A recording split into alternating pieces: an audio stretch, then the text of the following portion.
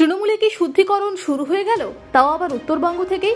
এই প্রশ্নেই জোর চর্চা মালবাজারে। জলপাইগুড়ি জেলার ডাবগ্রাম ফুলবাড়িতে ব্লক তৃণমূল সভাপতি দেবাশিস প্রামাণিক এবং কার্যকরী সভাপতি গৌতম গোস্বামী জমিকাণ্ডে গ্রেপ্তার হন। তাদের দল থেকে বহিষ্কারের পর নানা দুর্নীতির অভিযোগে আচমকায় তৃণমূল থেকে সাসপেন্ড হয়ে যান স্বয়ং মাল পুরসভার চেয়ারম্যান স্বপন সাহা।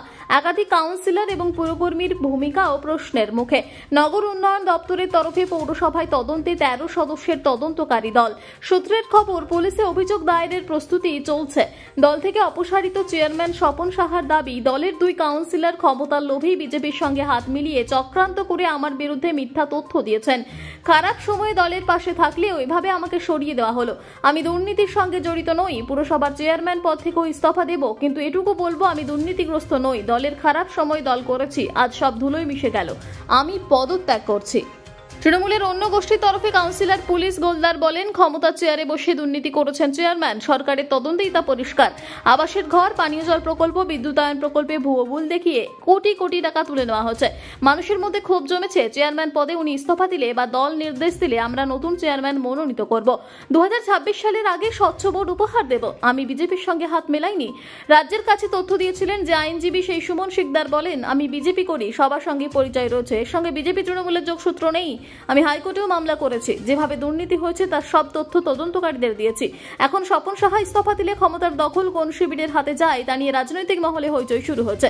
মোট 15 কাউন্সিলরের মধ্যে 11টি আসন বিজেপির দখলে থাকলেও বাকি 14টিই তৃণমূলের দখলে। এই পরিস্থিতিতে কে চেয়ারম্যান হতে পারেন তা নিয়ে জোর চর্চা শহরে। আপনারা দেখছেন সংবাদ শিরোনাম।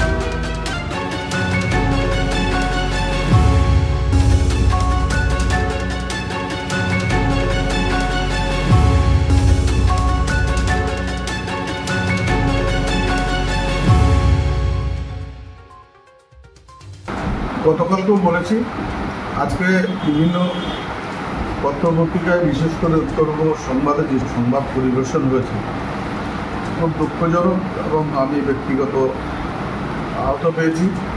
আপনাদের বলি যে দল আমার উপরে যাই সিদ্ধান্ত দেখ না কেন, আমি দলের অনুগত সৈনিক, মমতা ব্যানার্জির সৈনিক।